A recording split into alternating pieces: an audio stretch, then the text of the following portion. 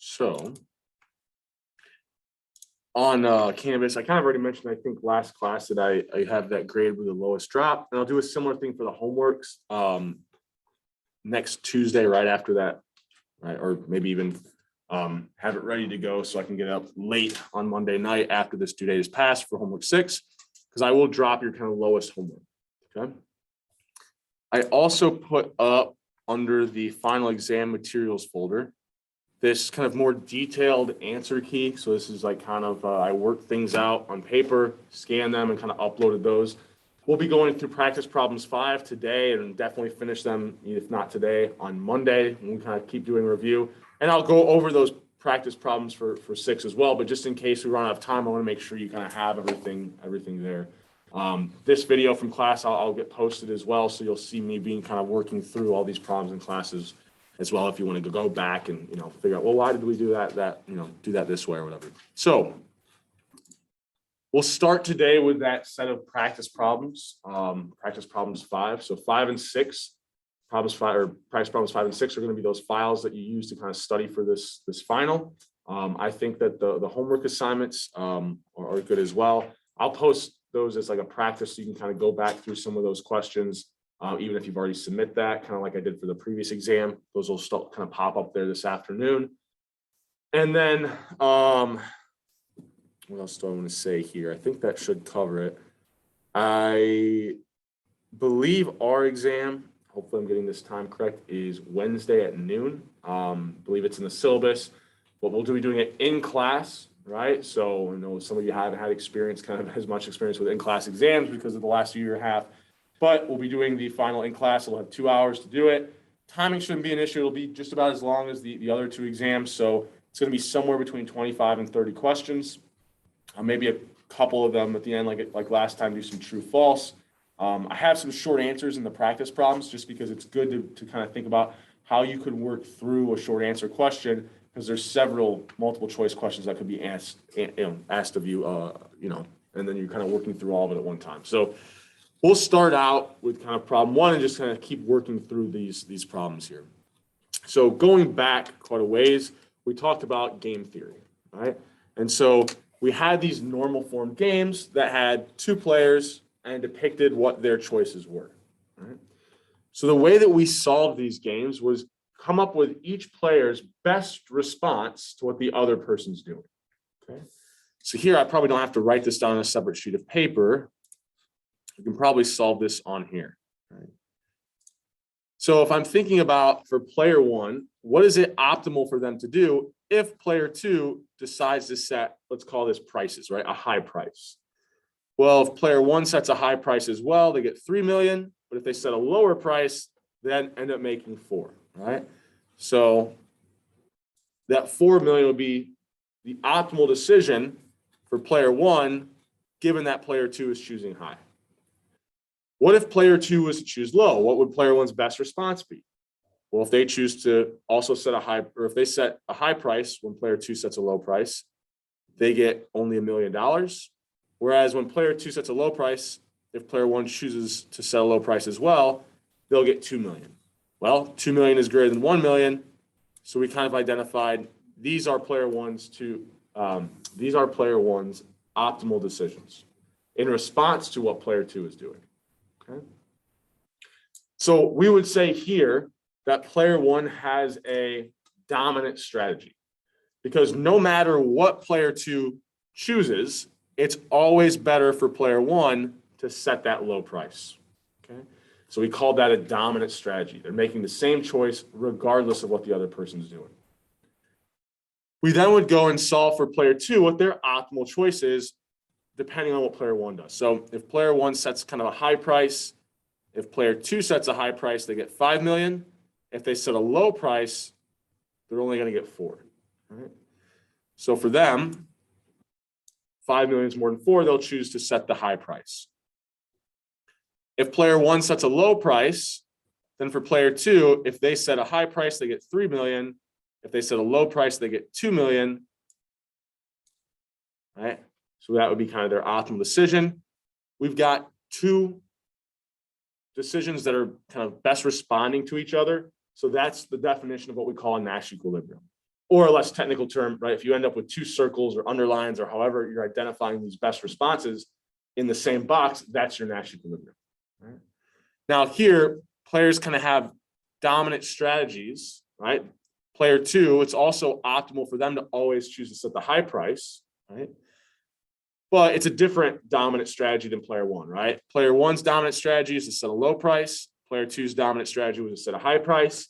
But anytime we have dominant strategies by both parties, we're going to end up with this Nash equilibrium, okay? So here, the Nash equilibrium is for player 2 to set a high price, player 1 to set a low price. So what? B would be our answer there. Okay. Any questions on this one? Kind of maybe hopefully remembering kind of how we approach these normal form games. So scroll down. Oh, I need to clear that. Annotate clear. So if we go down, just another example, right, of a normal form game. So we can work through this one as well. The payoffs are written a little bit differently. So on the exam, since I have kind of almost have it all written, I will also remind you that the very first number here represents player 1's response, and I would have like a kind of a heading here that this is person 1, this is person 2, right? Person 1's payoffs are written first, person 2's payoffs are written second. Okay, so I would kind of have a little blurb above that problem on the exam. So once again, we'll go through and determine what these kind of optimal decisions are in response to what the other person does. So let's say person 1, right, is choosing to go right. What is optimal for person 2 to do? Well, if they also go right, their payoff is 4. They go left, their payoff is 2. So we would say they would choose to go right in response to that. Well, what if player 1 decides to go left? Player 2, if they go right, has a payoff of 2, but if they also go left, they have a payoff of 3. So maybe this is like what we would call a coordination game, right? The payoffs are higher when they both choose to do the same thing, right? For player 1, what's their best response to player 2 choosing right? So if player 2 is choosing right, player 1 says, well, if I go right, I get 4. If I go left, I get 2. So I'll choose to go right. If player 2 chooses to go left, what's the optimal response from player 1? Well, if player 2 is going left and player 1 goes right, they get a payoff of 2. But if they also go left, they get a payoff of 3. 3 is higher than 2. And we actually have this unique scenario where we have two equilibriums, right? So we don't really know which one we'll arrive at, but here, whatever this game is, it was optimal for them both to choose to go to the same direction or do the same thing. And so we don't have a dominant strategy, right? Because think about for player 2 here, right? Their optimal decision is different depending on what player 1 does, right? If player 1 goes right, player 2 also went right. If player 1 goes left, player 2 also goes left, right? So their strategy depends on what the other person does. They don't have a dominant strategy, right? A dominant strategy would be if they chose to go right, no matter what the other person did. Right? We don't have that here. So we don't have a dominant strategy. Neither player has a dominant strategy. So that's going to be kind of true, right? That's going to be, we're looking for what's true. That's going to be the answer. But we can go through the other ones. So both players have a dominant strategy of playing right. We just said neither player has a dominant strategy. The Nash equilibrium exists when player 1 goes left and player 2 goes right. When we don't have a Nash equilibrium in that set of strategies, neither person has a dominant strategy. That would be correct. The one I skipped. There's only one equilibrium. We kind of already said here, we've got multiple equilibrium. So the first 3 things were not true. The only thing that was true was this last one, that nobody has a dominant strategy in this game, and we actually end up with multiple equilibrium. Okay. Any questions about how you kind of solve those normal form games? Like I said, I know it's going back a ways. These review sessions aren't for me to get up here and talk, so I want to make sure this is productive. So if you have questions, make sure you're asking. Okay. So what if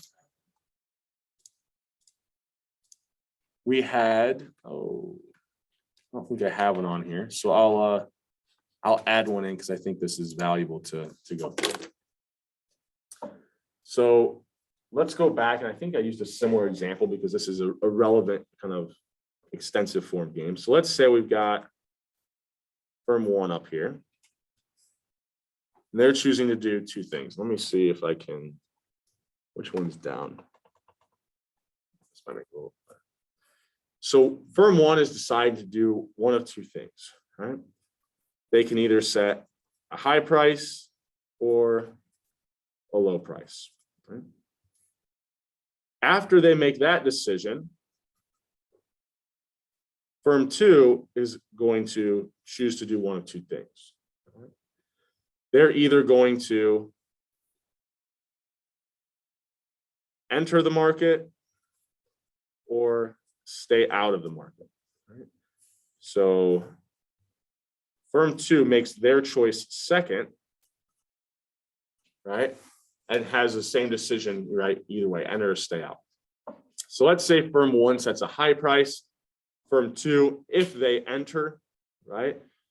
What do I want to use? So if they set a high price, firm two enters, there's even more competition. So maybe firm one's payoff is something like, we'll think about this representing like thousands or something. So we'll say 100. Firm two makes some money as well. If they kind of stay out, right, then firm one gets higher payoffs. Firm two, right, they stayed out, so they got zero payoff there. If there was a low price, right, firm two, if they enter the market, maybe revenues are something like this, right? Right, with this lower price, there's just not as much money being made. If they stay out, firm one makes a little more money, and firm two, by staying out, has a payoff of zero. So I wouldn't make you construct one of these, but I might give you something like this. Okay. So if I asked you for what the equilibrium is going to be, or what's the combination of strategies that we're going to see in equilibrium here, well, we had to use this idea of backward induction. I have to start, figure out what the optimal decision is for the person making the decision second. Once I know what their optimal decision is, what would the first person, the person making the decision first, what would their optimal response be to that? Excuse me. So we'll go to both scenarios. If firm one sets a high price, what is optimal for firm two to do? Yeah, the payoff they enter, 50 is greater than zero. If firm one sets a low price, what is optimal for firm two to do? Yeah, if they enter, they get negative profits. So I'll just stay with zero and stay out. So I know what firm two is going to do in response to what firm one. So firm one looks at this and says, well, I know, what firm one and firm two have the same amount of information. I know that if I set a high price, right, there's going to be enough profits here kind of that we both, I know firm two will choose to enter the market. So I know that if I choose to set a high price, I'll be earning $100 or 100,000, whatever this was, right? I also know that if I set a low price, there's not enough to go around. That would discourage firm two from entering the market. So I know they'll stay out, and I'll actually get 75. But which of those payoffs is higher? 100. So this will be our equilibrium where firm one sets a high price and firm two enters the market. Okay. So this, it could be a different combination of strategies, but this is the way in which we would solve what we call these extensive form games. Figure out the optimal decision of the person making the second decision. Then given those choices, that they'll make, what would the person making the decision first choose to do? Okay. Any questions on that? Okay. All right, so you could see something like this on the exam, right? There's probably a reason why I'm going through it right now, okay? All right, so number 3 is asking us about externalities, right? So we've got when the production of a good leads to a private marginal cost being lower than the marginal social cost, we say that there is blank existing in the market. Well, I guess I said there was an externality. So we've got the marginal cost being less than the marginal social cost. So this was the idea. We're thinking about a market. We've got some supply curve and some demand curve. Demand reflecting the private marginal benefits, supply reflecting the private marginal costs, right? So if marginal social costs are higher, what that's saying is that at every quantity, it's going to be the private marginal cost plus some additional cost of society. So every quantity, you've got the private marginal cost plus some additional cost of society. So we end up with this marginal social cost curve that's greater than the private marginal cost. But even though it's greater than, right, greater than kind of depicts that it's like a shift up, but it's also kind of like a decrease in supply, right? So it shifts to the left. At any given price, the quantity would actually be lower. So this would be the scenario that we have, used to depict what type of externality. There's additional costs, we'd say, yeah, negative externality. So kind of here, and here it's when the production of a good, so it's going to be a negative production externality, right? So where's that at? D. Okay. I probably won't focus on as much of like this consumption versus production idea in terms of externalities when it comes to the exam. I more so like want you to know that when we have these negative externalities, you should be able to think about this as a graph looking like this, right? Where your marginal social costs are higher than those private marginal costs, okay?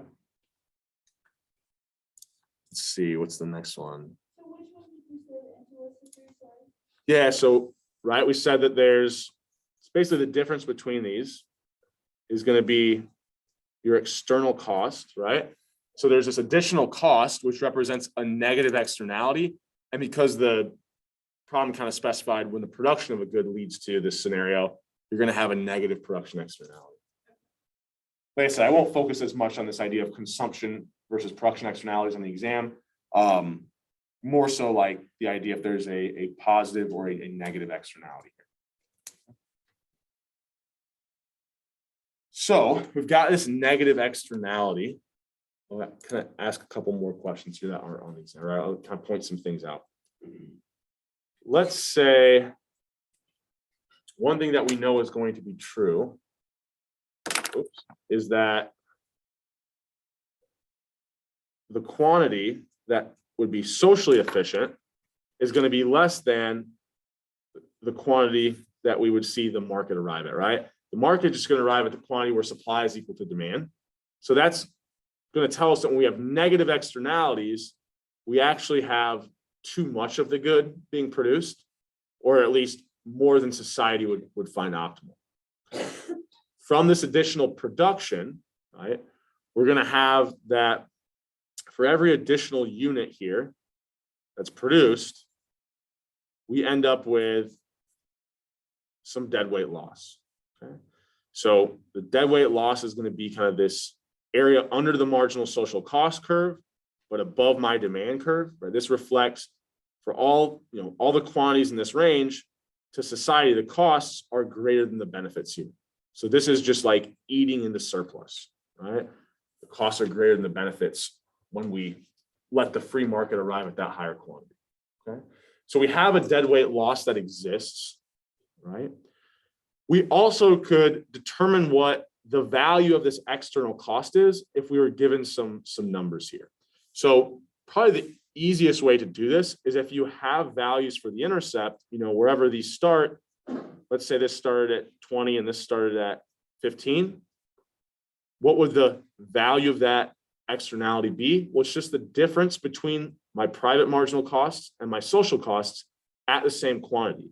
So that's why it's easy to use that y-axis, because if the quantity is 0, I can kind of see the difference between my marginal social cost and my private marginal cost. That's the value of this negative externality or this external cost.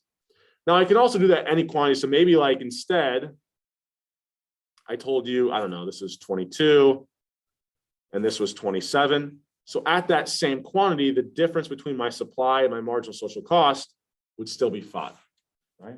So I can identify the value of that negative externality if I'm given kind of some of the values here, okay? We have some deadweight loss that exists. What's one way where I could correct for this negative externality? Yeah, we said if we just use taxes, remember the taxes essentially decrease that supply curve. so that if we could set a tax exactly equal to that external cost, we've actually kind of pushed that supply curve back to exactly match up with what society's marginal costs are. Okay. So those are all kind of good things to know about negative externalities. If we have an external benefit that exists when someone's consuming a good, then the market equilibrium will be what relative to kind of what society would want. So we're trying to kind of determine what's true about the quantity that the market is going to arrive at relative to what society would like. So with a positive consumption externality, what we're thinking about is we've got some demand curve and some supply curve. So as people consume this, there's some additional benefit to society. So the market will arrive at this quantity down here. But because there's an additional benefit at every quantity, and demand reflects the private marginal benefits, for society, it'll be the private marginal benefits plus some additional benefit. Private marginal benefits plus some additional benefit. So we'll end up with a marginal social benefit curve that's a little bit higher. Okay. So where would society like the optimal quantity to be? Somewhere out here. So we would say the socially efficient quantity is actually going to be at a higher point. So the market arrives at a quantity that is too low when there's these external benefits. So one way just to like, without the graphs even remember this, is when there's negative externalities, there's costs that don't affect anybody in the market, right? They're costs to other people. So the market's always going to overproduce because it doesn't care that that's hurting other people. So anytime you have a negative externality, the people making decisions don't take it into consideration and they produce way too much for society. If there's additional benefits or a positive externality, they aren't factoring those in either. So they're not going to produce as much because the benefits aren't going to be to them, they're going to be to somebody else. So with a negative externality, we produce way too much. And with a positive externality, the market produces too little, right? Because it's not factoring in those costs and benefits to other people. Any questions there if we keep moving? Yeah. The right amount. So unless if there's absolutely no externalities, right, then the market would be great, right? That's what we like to see. The problem is anytime that there's externalities, the market's never going to be at the socially optimal point.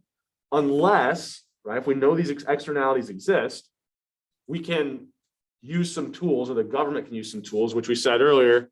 If there's negative externalities, they can tax this market to push it back to that socially efficient quantity. If we have a subsidy, if we have a positive externality, what can we do? I kind of already jumped the gun here, but right, we could give consumers subsidies, right? So that they internalize these additional benefits. And then we can kind of push that demand curve up to match up with the marginal social benefits. Yeah, so if we have any type of externality, the quantity that the market arrives at will never be what is efficient for society. Any questions on that? Other questions? If we think about here, it's a little bit trickier when we're thinking about identifying the deadweight loss, but it should be because we're producing here, right, instead of the socially efficient quantity, all these additional gains are being lost. So probably won't be as focused too much with kind of subsidy deadweight losses on the exam. But what I do want you to know for both types of externalities is that we do have these externalities that exist, right? There is some non-zero value for deadweight loss here, okay? So we produce too little, which leads to a kind of deadweight loss of society. We can correct with it, correct this market by using subsidies, okay? Any questions on that before we keep moving here? It's okay. All right. So back to the actual question, right? I'm trying to give you multiple things here. But if we're actually working through this question, we now have kind of a nice visual to think about this. And we already said that the quantity is going to be lower than what is socially efficient. Okay. Now, I didn't identify the prices here, but we could kind of think about what that relationship would be as well, right? The price that the market arrives at, where supply is equal to demand, would be somewhere down here. And the price that society would want would instead not be where the demand curve hits supply, but where that marginal social benefit curve hits supply. So the price that would be socially efficient would actually be a little bit higher, right? So we're looking at those potential answers. When it says the price is higher in the market, right? Because it's asking about when there's external benefits, then the market equilibrium will be at a price that's too low, would have actually been what that is, right? The market arrived at a price that's lower than the socially efficient price. So that was not the answer, but we did say the market arrives at a quantity that's too low. So B is going to be our correct answer there. And then if we have external benefits, this is actually where, we're at that allocated efficient point, or there's no deadweight loss. Well, that's not true, right? We know these external costs and benefits will kind of lead to the market not being at a point that's socially optimal. And then none of the above, we already said B was the correct answer, so we can roll that one out as well. Okay. Any questions there? Anything I could change or add in, or? All right. Okay, we probably already answered this one a little bit, but if we had production of electricity from a coal plant, we've got high levels of pollution, which is costly to clean up, health dangers, all the bad stuff pollution does. To make the market more efficient, what could we do? Well, if we have this negative externality, this additional cost, how could I correct for it? We just said it earlier. Tax that market, right? Tax the market, push that supply curve closer to my marginal social cost, so that then these producers and consumers start to make decisions factoring in all of the costs, right? Basically, this tax is mimicking this additional cost to society from the pollution. So the government should tax the production of electricity, not subsidize it, and decreasing taxes would have the reverse effect, right? We want to increase the taxes here. Okay. Any questions on that? Is that one fairly clear? Okay. Let me think. I think that's all I want to say related to externalities. I think that kind of covers a lot of what I would ask you on the exam. So the next one, kind of stems on this idea of there being externalities. We started talking about different types of goods, right? So here, if I think about kind of maybe a public good, so this is like the number of police officers, right? Also, hopefully somebody gets my references here, right? So this is Metropolis, we've got Jimmy, Lois, and Clark, right? So each one of them benefits from having police officers around, right? I don't know if you catch the reference, but this is supposed to be Superman. So he benefits way less, right? Clark Kent benefits way less from these police officers than the other two individuals. So if we allow people to make decisions individually, right, and they have to pay for these police officers that benefit them, well, for the wages of any of these police officers, it's likely going to be if they have to be paid more than, let's say that each police officer has a wage of, I don't know, $200, right? For each individual, how many police officers would they decide to employ? If it costs them $200 to pay this police officer, how many are each of these? Well, Jimmy's going to say, well, even that very first police officer only benefits me by 100.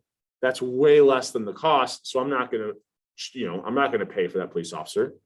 Lois only benefits 80, way less than the cost of 200. So she's not going to decide to hire. And Clark also 50, which is way less. So if we allow individuals to make the decision, nobody's going to choose to kind of pay the wage of a police officer here, Right?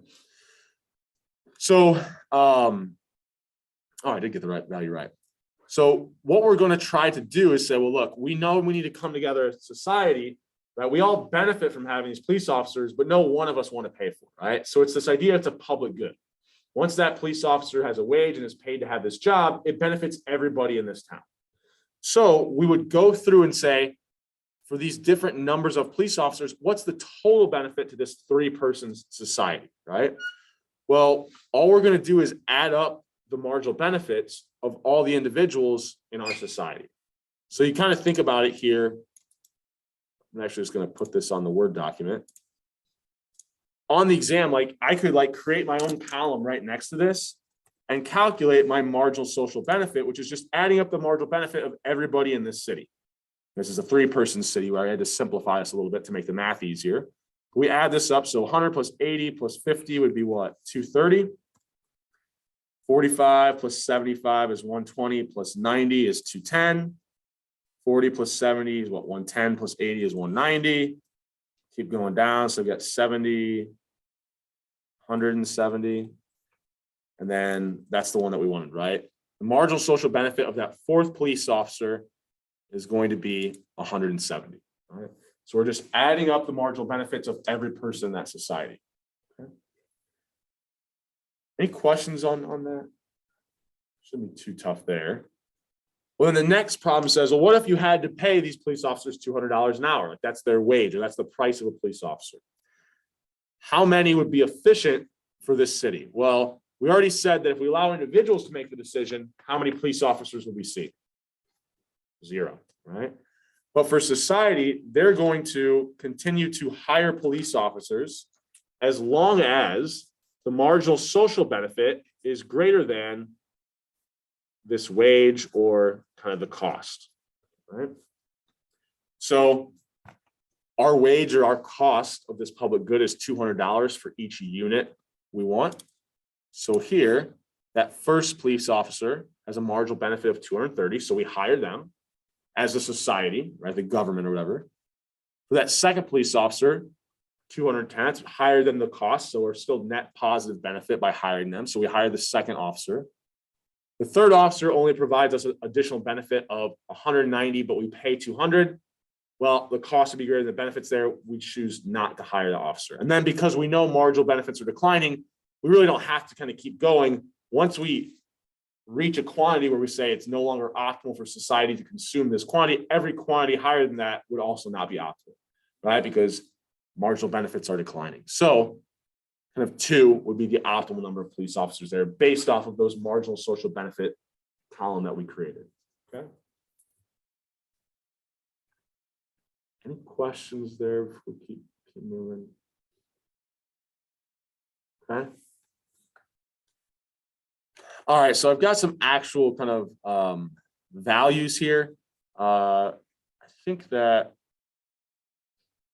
this shouldn't be very difficult. So if I'm looking at this is going back to externalities, right? What is the socially efficient level of production? Well, that's just where that marginal social cost curve hits my marginal benefit curve, right? So right here at a quantity of 33. We kind of already went through this when I was like showing you more information about the following problem. I forgot these questions were down here. We also said if we have a positive externality without government intervention, we're going to have a quantity that is too low or kind of have this shortage. And in order to get to the socially efficient quantity, we should subsidize it. So we kind of already went through this, right? These problems we kind of already went through earlier. Any questions over those though? What if I, let me see what's down here. Yeah. What if I asked you, what's the value of the negative externality here? What would the kind of value of this negative externality be? Yeah, someone said it. So it should just be the difference between my supply curve and that, or my private marginal cost and the marginal social cost, right? So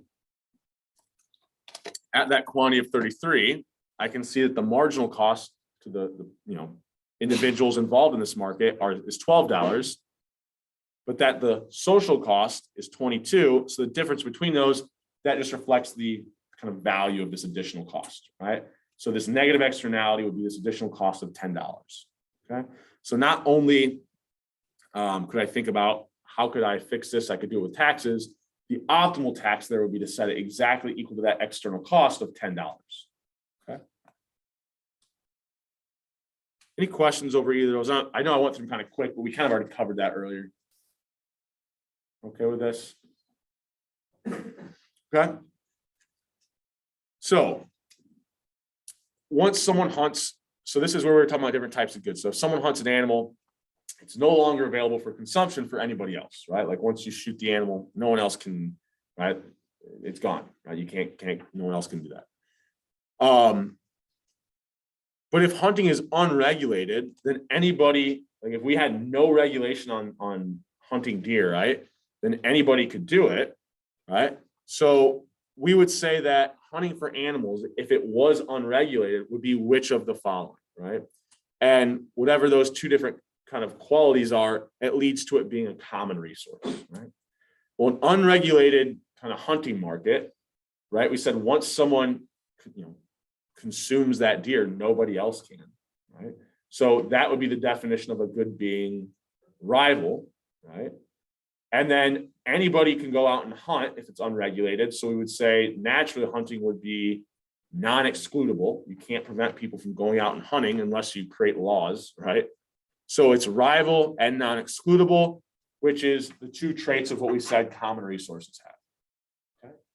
So maybe a good thing to, leading in this exam, go back kind of the review when we were talking about those 4 different types of goods: public goods, common resources, private goods, and natural monopolies, kind of the traits of each of those. So we said private goods, the ones that we typically think of, fast food, anything that we, clothing, all of those are rival. Once I buy it, no one can buy the unit that I bought, and it's mine. I can prevent other people from using it. That's a general private good. Those are the ones we usually think about. They're private goods, they're rival and excludable.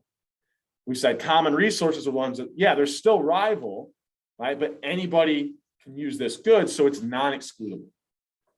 And then the public good, the other one we kind of focused on, was it's non-excludable. I can't prevent people from enjoying the safety that police officers prevent once they're hired, but it's also non-rival. Me enjoying the protection, or the deterrence of crime from police officers doesn't prevent other people from at the same time also benefiting from having crime deterred by these police officers, right?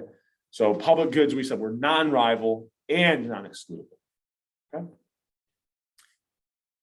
So if we had large positive consumption externalities that existed for these public goods, right? Once they're provided, once a park is built, anyone can go use it. Once we hire police officers, pay for national defense, everybody gets to enjoy the benefits of it, right? So there's huge positive externalities. Which of the following might be true, right? So if we had no government intervention, the quantity of public goods would be less than the socially efficient quantity.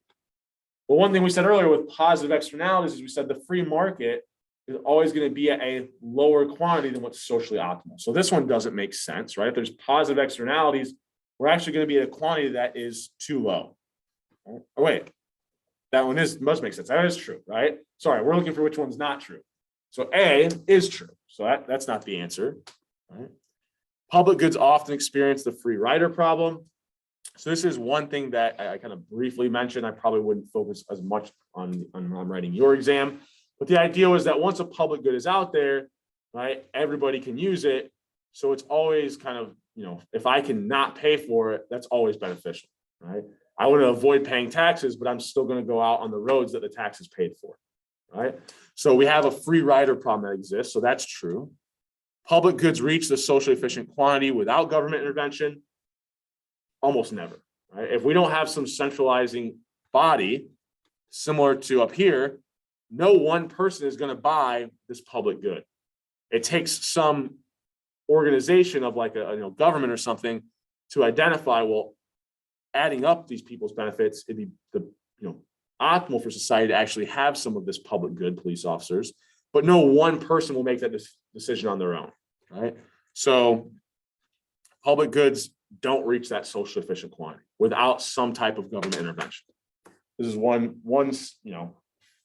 small or unique scenario where the government actually can do some positive things for us here, okay?